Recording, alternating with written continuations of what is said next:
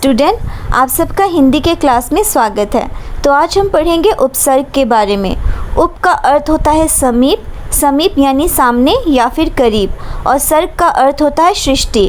सृष्टि यानी किसी नए चीज़ के बनने को ही हम सृष्टि कहते हैं, और इससे बनता है उपसर्ग। स्टूडेंट, उपसर्ग एक शब्दांश है। अब ये शब्दांश क्या होता है? मूल शब्द का अंश, यानी किसी शब्द का वो क्या है? एक भाग होता है, एक अंश होता है, और ये हमेशा शब्द के पहले लगते हैं। ठीक है, उपसर्ग हमेशा शब्द के पहले लगते हैं, और जिसकी वजह से क्या होता है? अर्थ में बदलाव आ जाता है।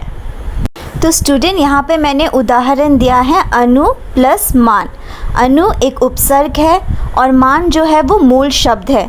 क्यों मूल शब्द है? क्योंकि मूल शब्द वो होते हैं जिनका कोई अर्थ होता है, कोई मतलब होता है। तो मान का अर्थ होता है आदर, ठीक है, सम्मान। तो जैसे ही हम अनु और मान को जोड़ देते हैं, यानी मान से पहले हम अनु को लगा देते हैं, तो इससे एक नया शब्द का निर्माण हुआ। किस शब्द का? अनुमान। तो देखो, अनुमान बनने से इसका एक नया मतलब निकला, जिसका अर्थ होता है अंदाज लगाना। तो बच्चों, हमने जो 3 पॉइंट पढ़े थे ना, उपसर्ग क्या होता है? मूल शब्द का अंश होता है कि नहीं? तो देखो, जैसे ही मान में हमने अनु लगा दिया, ये बन गया अनुमान, तो ये मूल शब्द का एक अंश बन गया। फिर उसके बाद देखो, ये शब्द के पहले लगते हैं, तो मूल शब्द क्या था? मान। तो मान से पहले हमने क्या लगाया? अनु लगाया, और जैसे ही ये जुड़कर अनुमान बना, तो इसके अर्थ में भी बदलाव आ गया। तो यही होता है उपसर्ग। स्टूडेंट, अभी हम उपसर्ग की परिभाषा पढ़ते हैं। ये वो शब्दांश होते हैं जो किसी शब्द के आरंभ में लगकर उसका अर्थ बदल देते हैं। यानी उपसर्ग एक शब्दांश है जो किसी भी मूल शब्द के पहले या फिर आरंभ में लगकर उससे एक नया शब्द बनाता है और उसका अर्थ बदल देता है। स्टूडेंट, अभी हम उपसर्ग के प्रकार पढ़ेंगे, ठीक है? वो कितने प्रकार के होते हैं? तो सबसे पहला जो प्रकार होता है वो है संस्कृत उपसर्ग, ठीक है, जिसे हम तत्सम उपसर्ग भी कहते हैं। तो संस्कृत में कुल 22 उपसर्ग होते हैं, जिनका प्रयोग हिंदी भाषा में होता है, इसलिए हम संस्कृत उपसर्ग को तत्सम उपसर्ग के नाम से भी बोलते हैं। तो स्टूडेंट, इस चीज़ को हमेशा याद रखना, संस्कृत उपसर्ग को हम तत्सम उपसर्ग भी कहते हैं। स्टूडेंट, जो हमारा दूसरा प्रकार है उसका नाम है हिंदी उपसर्ग। हिंदी उपसर्ग को हम तद्भव उपसर्ग भी कहते हैं। यहाँ कुल 10 उपसर्ग होते हैं जो संस्कृत से विकसित हुए हैं। यानी हिंदी में जो 10 उपसर्ग है ना, वो संस्कृत से ही विकास हुआ है, ठीक है, इसलिए हम इसे तद्भव उपसर्ग कहते हैं। तो बच्चों, हमेशा याद रखना, संस्कृत में कुल 22 उपसर्ग होते हैं और हिंदी में कुल 10 उपसर्ग होते हैं। तो बच्चों, यहाँ पे मैंने कुछ संस्कृत के उपसर्ग दिए हैं, ठीक है। किसी भी शब्द के आगे अगर ये सब लगता है ना, तो आप समझ जाना ये कौन सा शब्द है? उपसर्ग है, ठीक है ना। तो ये सारे जो 22 है, ठीक है, 22 संस्कृत के उपसर्ग है। तो इसे याद करना भी बहुत आसान है। मैं आपको एक आसान तरीका बताती हूँ, ठीक है। कैसे बोलोगे? आ अव उप अप अपि अभि अति अति अनु। आ अव उप अप अपि अभि अधि अति अनु। इसे 3-4 बार बोलते जाओ, जोर जोर से, आपको याद हो जाएगा। आ अव उप अप अपि अभि अधि अति अनु, ठीक है। फिर ये वाला भी वैसे ही याद करना, सु सम सन नी निर निस वी दुस दूर। कैसे? सु सम सन नी निर निस वी दुस दूर। 3-4 बार ऐसे बोलते जाओ, अच्छे से याद हो जाएगा। और ये तो सबसे आसान है, प्र प्रति परापरि, प्र प्रति परापरि, प्र प्रति परापरि, ऐसे याद करना। तो बच्चों, जब भी आप सब ये सब देखोगे ना किसी भी शब्द में, ठीक है, तो समझ जाना ये क्या है? उपसर्ग है। कौन सा उपसर्ग है? संस्कृत उपसर्ग है। तो इसे याद करोगे, इस तरीके को अगर इसी तरीके से अगर याद करोगे तो आपको आसानी से याद हो जाएगा। चलो बच्चों, हम संस्कृत उपसर्ग के कुछ उदाहरण देखते हैं। तो बच्चों, ये जो हार शब्द है ना, हार शब्द का अर्थ होता है पराजय। जब हम किसी से हार जाते हैं ना, तो हम हार शब्द का प्रयोग करते हैं ना।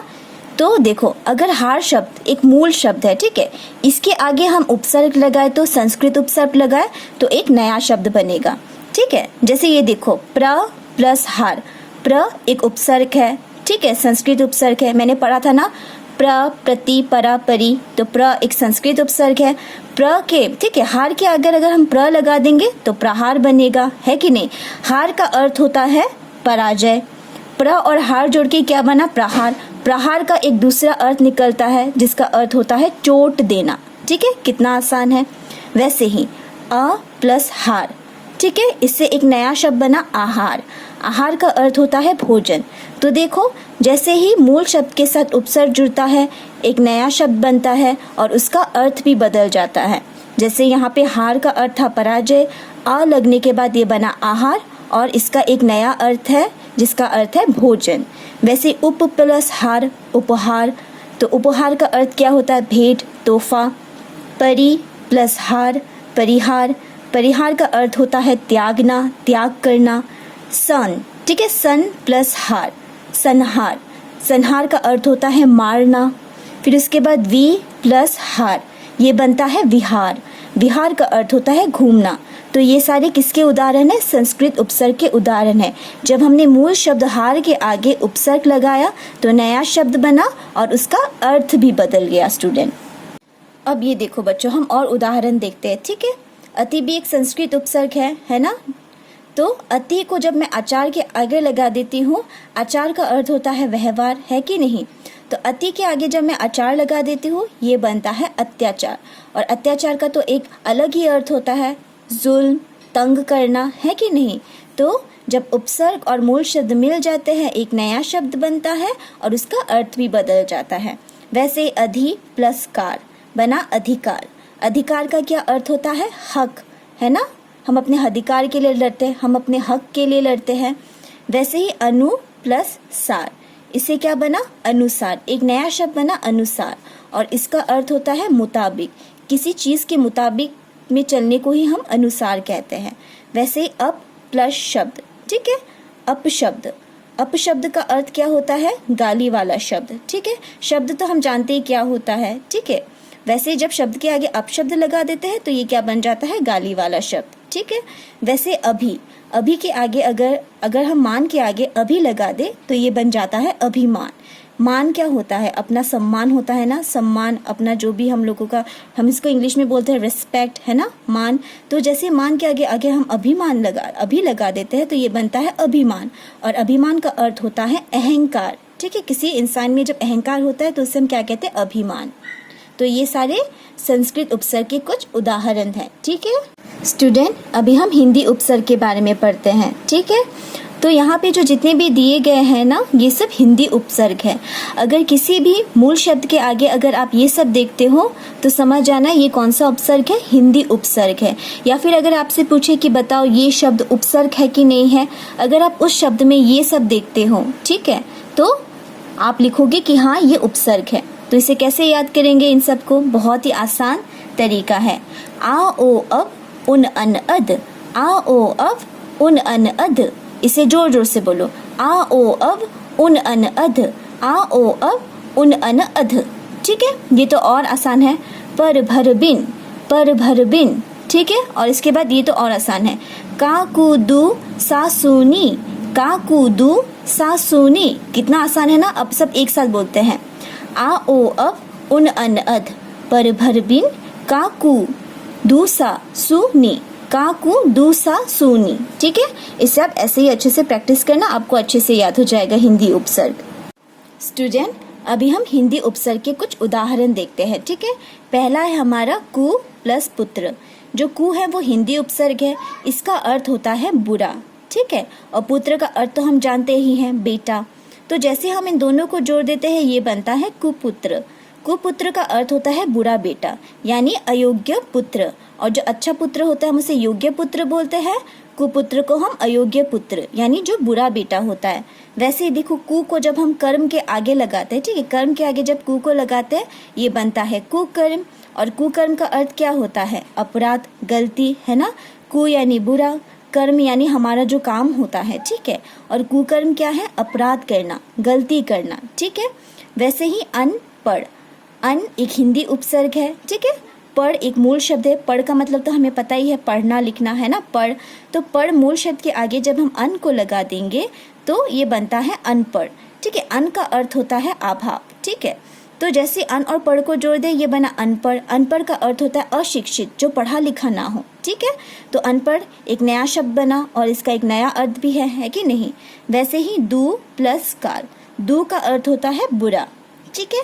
और काल का अर्थ होता है समय, ठीक है। जब दोनों को हम जोड़ देंगे ये क्या बनता है, दुकाल। दुकाल यानी बुरा समय, ठीक है। दु का अर्थ था बुरा, काल का अर्थ था समय, है कि नहीं। दोनों को जोड़ा, एक नया शब्द बना और उसका अर्थ भी बदल गया। क्या बना ये, बुरा समय। तो ये हिंदी उपसर्ग के उदाहरण है बच्चों। तो स्टूडेंट हम कुछ और भी उदाहरण देखते हैं, जैसे पर यानी जो दूसरी पीढ़ी का होता है, ठीक है। जैसे हमारे माता पिता जी ये दूसरी पीढ़ी के हैं, फिर हम उनके बच्चे, हम अलग पीढ़ी के हैं, ठीक है। तो पर का मतलब होता है दूसरी पीढ़ी का। तो जब पर को हम दादा के आगे लगा देते हैं तो ये एक नया शब्द बनाता है, क्या, पर दादा, ठीक है। पर दादाजी यानी जो हमारे पिताजी के पापा, उसे हम दादाजी बोलते हैं, और दादाजी के पापा हमारे क्या होते हैं, परदादा, ठीक है। तो ये एक नया शब्द का अर्थ निकला। दादा का अर्थ होता है जो हमारे पापा के, जो हमारे जो पिताजी के पापा होते हैं उसे हम दादा बोलते हैं, और परदादा उनसे भी बड़े। वैसे ही भर का अर्थ होता है भरा हुआ, ठीक है। भर का अर्थ होता है भरा हुआ, और पेट तो हम जानते ही हैं। तो जैसे भर और पेट जुड़ जाता है ये बनता है भर पेट। यानी जब हम एकदम पेट भर के खाना खाते तो हम बोलते हैं ना भर पेट खाना खाया, ठीक है। तो इसका एक अलग मतलब निकला। फिर उसके बाद बिन प्लस ब्याह। बिन यानी जो आज़ाद हो, ठीक है, जो रहित हो, और ब्याह यानी शादी, ठीक है। तो बिन ब्याह जब हम जोड़ देते हैं, ब्याह के आगे जब हम बिन लगा देते हैं तो बिन ब्याह का अर्थ क्या होता है, जो शादीशुदा नहीं होता है, जो शादी से आज़ाद होता है उसे हम बिन ब्याह कहते हैं। तो ये सारे हिंदी उपसर्ग के उदाहरण है बच्चों। इसे आप लोग अच्छे से पढ़ो, याद रखना, और इस वीडियो को भी अच्छे से देखते रहना। धन्यवाद।